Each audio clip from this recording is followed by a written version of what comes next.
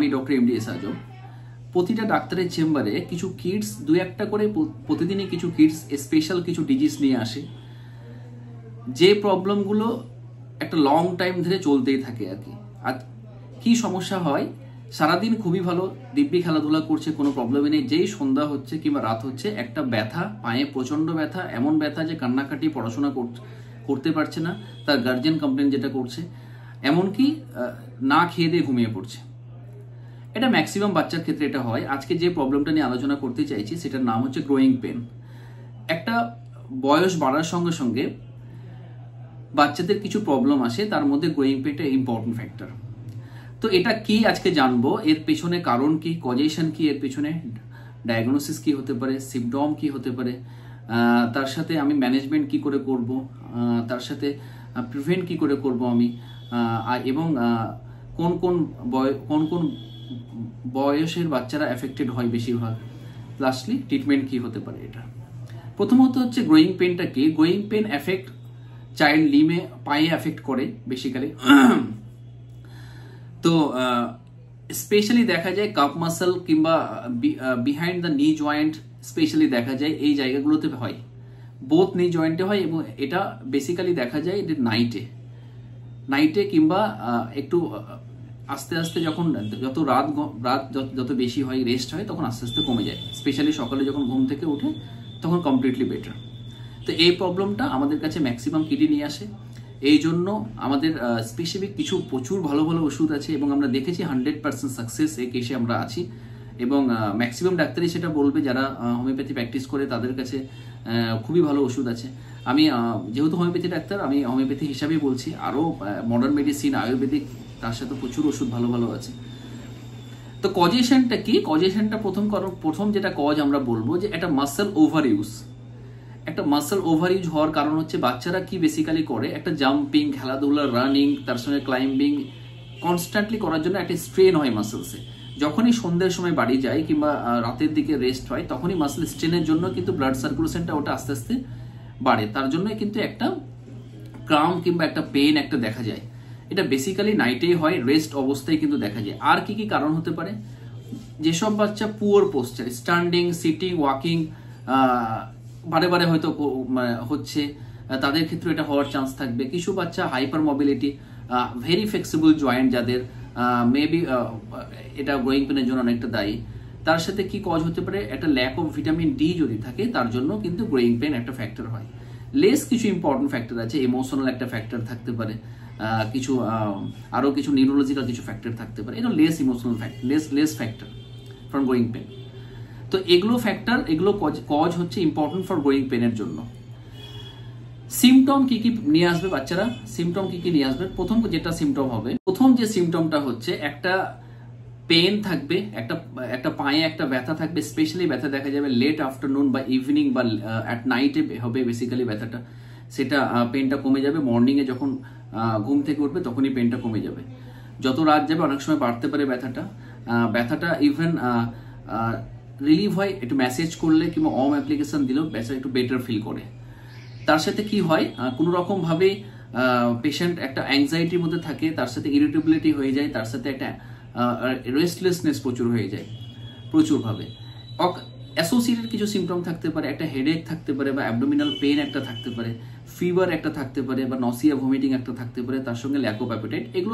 এগুলো lack of, এগুলো খুব কম, লেস সিমটম এটা থাকতে পারে। এগুলো সিমটম বেসিক্যালি দেখা যায় in case of growing pain. তো মোস্টলি কোন এজে এটা এফেক্টেড হয়? 3 বছর থেকে 12 বছর পর্যন্ত বাচ্চাদের সব থেকে বেশি এফেক্টেড। এর জন্য ছেলে মেয়েদের ক্ষেত্রে সমানভাবে এটা এফেক্টেড হতে পারে। এরপরে যত টিনেজ হয় তখন আস্তে আস্তে কিন্তু এই প্রবলেমটা কমতে শুরু হয়, উইদাউট এনি মেডিসিনে কমে যায় আর কি। ডায়াগনোসিস কি? এর জন্য স্পেসিফিক কোনো ডায়াগনোসিস তো একদমই নেই, এই জাস্ট পেশেন্টের কথা শুনে, ডিটেলস শুনেই কিন্তু ওষুধ দেওয়া হয়। এর জন্য স্পেসিফিক কোনো ডায়াগনোসিস কিন্তু হয় না। কিন্তু দেখা যায় কিছু কিছু কেসে আমাদেরকে একটা ব্লাড টেস্টের প্রয়োজন হয়, একটা ক্যালসিয়াম দেখার, একটা ব্লাড ফর ক্যালসিয়াম একটা দেখতে হয়। তার সাথে যদি দেখা যায় যে লং টাইম ধরে হচ্ছে, তাহলে আমি একটা ইউরিক অ্যাসিড করে নেবো, থাইরয়েড প্রোফাইল একটা আমি করবো। এগুলো লেস কমন, কিন্তু কিছু কিছু জায়গাতে হয়তো করতে হয়, এই প্রবলেম দরকার পড়ে আর কি। কি করে প্রিভেন্ট করব? আমরা প্রথম কথা হচ্ছে যে প্রিভেনশনের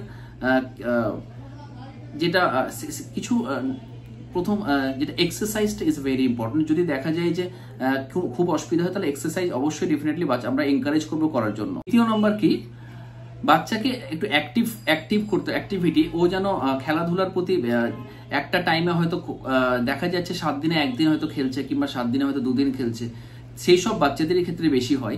তাদেরকে ডেইলি একটা খেলার অভ্যাস বা অ্যাক্টিভিটিটা বাড়াতে হবে। 3 নম্বর, একটা ওয়ার্ম বাথ আমি করতে পারি, অনেক সময় হেল্প হয় মাসেলস পেনের জন্য। একটা মেসেজ আমি দিতে পারি, মেসেজ দিলে ওই জায়গাটা একটু জেন্টল মেসেজ করলেও কিন্তু এটা বেটার ফিল করে। তো এগুলো একটু প্রিভেনশন আছে, এগুলো যদি আমি প্রিভেন্ট করি তাহলে অনেকটা বেটার থাকবে। তারপরে হচ্ছে যে হাউ টু ম্যানেজমেন্টটা কি হতে পারে। ম্যানেজমেন্ট প্রথম যেটা হচ্ছে যে আমরা ওই জায়গাটা একটা যদি এক্সেস ব্যথা নিয়ে আসে তাহলে অবশ্যই একটা জেন্টল মেসেজ ডেফিনেটলি করব। তার সাথে একটা ওয়ার্ম আমি অ্যাপ্লিকেশন দেবো। ওয়ার্ম অ্যাপ্লিকেশন দিলেও কিন্তু অনেকটাই বেটার থাকে, অনেকটাই প্রবলেম কিন্তু সলভ হয়। তার সাথে কিছু মেডিকেশন আমি ইউজ করতে পারি, আইদার সে মডার্ন মেডিসিন হোক, আইদার সে হোমিওপ্যাথি ওষুধ হোক বা অ্যালোপ্যাথি হোক, যে ওষুধই হোক না কেন আমি কিছু স্পেসিফিক কিছু ওষুধ আমি কিছু বাচ্চা এই ব্যথার জন্য কিন্তু ইমোশনালি কিন্তু ভেঙে পড়ে প্রচুর। কিছু বাচ্চা, তাদেরকে আমি কিন্তু এনকারেজ একটা করতে হবে যে এটা একটা নর্মাল ফেনোমেনা। তার কারণ হচ্ছে গ্রোয়িং পেন সবার কিছুই হয়, সবার ক্ষেত্রে হয়, কারো ক্ষেত্রে একটু বেশি, কারো ক্ষেত্রে কম। তো এটা প্রথম কথা হচ্ছে একটা এনকারেজ কিন্তু ডেফিনেটলি করতে হবে, এটা ম্যানেজমেন্টের মধ্যে পড়ে। আর একটা কি যে মেডিকেশন তো ডেফিনেটলি নেবো, তার সাথে এক্সারসাইজ, একটা লিটল এক্সারসাইজ তো করবোই, ছোটখাটো একটা এক্সারসাইজ আমি সকালে ঘুম থেকে উঠে হোক কিংবা ইভিনিংয়ে হোক একটা এক্সারসাইজ ডেফিনেটলি করবো। লাস্টলি এবং মোস্ট ইম্পর্টেন্ট হচ্ছে ট্রিটমেন্টের ক্ষেত্রে এক্সেলেন্ট মেডিসিন আছে, 100% প্রবলেম সলভ হয়। 2-1টা ওষুধের বেশি ওষুধ খেতেই হয় না। আমি তো আমার প্র্যাকটিস লাইফের কথা বলছি, যে প্রবলেম নিয়ে যারা আসে আমাদের কাছে 1টা থেকে 2টো ওষুধ দিতে হয়, 100% প্রবলেম সলভ হয়ে যায়। তো প্রচুর ওষুধ আছে, স্পেসিফিক কিছু ওষুধ আমাদের ভালো কাজ দেখা গেছে, ভালো কাজ হয় আমাদের, কিন্তু একটা টোটালিটি অফ সিমটম বা কেস ট্র্যাকিং এর প্রয়োজন পড়ে। না হলে অনেক সময় ক্রনিক কেস থাকলে কিন্তু একটা টোটালিটি প্রয়োজন হয়। তবু আমি কিছু স্পেসিফিক ওষুধের নাম বলবো, দয়া করে এই ওষুধগুলো আপনারা ট্রাই করবেন না। যদি প্রবলেম হয় তাহলে নিয়ারেস্ট কোনো বিএইচএমএস ডক্টরের সঙ্গে একটা বিএইচএমএস হোক কিংবা ডিএইচএমএস হোক কিংবা ডিএমএস ডক্টরের সঙ্গে একটা কনসাল্ট করেই কিন্তু আপনারা ওষুধটা পুট করবেন বেবির ওপরে।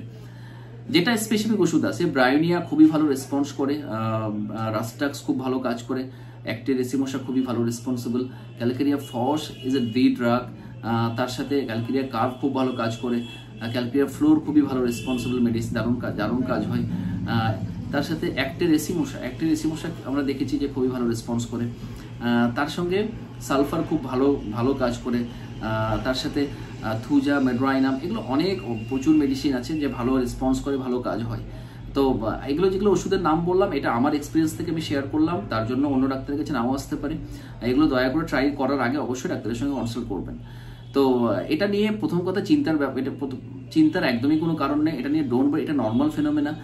কিছু বাচ্চার ক্ষেত্রে বেশি হয়, কিছু বাচ্চার ক্ষেত্রে কম হয়। যদি হয় তাহলে আমাকে প্রথম কথায় বাচ্চাকে এনকারেজ করতে হবে এবং ডেইলি অ্যাক্টিভিটি করতে হবে। তাদের ক্ষেত্রে বেশি হয় যেসব বাচ্চাগুলো সপ্তাহে হয়তো 2-1 দিন হয়তো খেলে, তারপরে হয়তো খেলাধুলা করে না, তাদের ক্ষেত্রে বেশি এই প্রবলেমটা হয়। ডেইলি একটা নির্দিষ্ট টাইমে অ্যাক্টিভিটি এবং এক্সারসাইজ তার সঙ্গে করতে হবে। তার সাথে ওবেসটা কমাতে হবে, ওবেসিটি যদি থাকে, বাচ্চারা যদি একটু মোটাসোটা ওটা একটু কমাতে হবে।